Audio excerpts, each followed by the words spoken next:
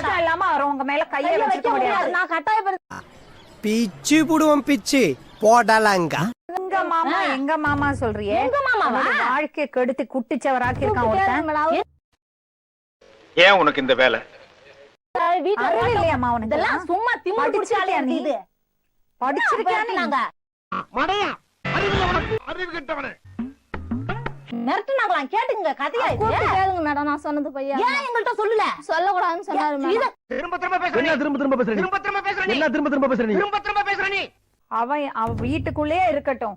அப்படி இருந்தாலும் எப்படி தப்பு நடக்கும்? எப்படி தப்பு நடக்கும்? இது என்னடா முட்டாத்தனமா பேசிக்கிட்டு இருக்க முட்டா பயல. தங்கச்சி மாதிரி இருக்கிறது ஒருத்தர் மேல அவர் எப்படி கை வைப்பாரு? இவன் இஷ்டப்படாத எப்படி அது மட்டும் மட்டும் இல்ல.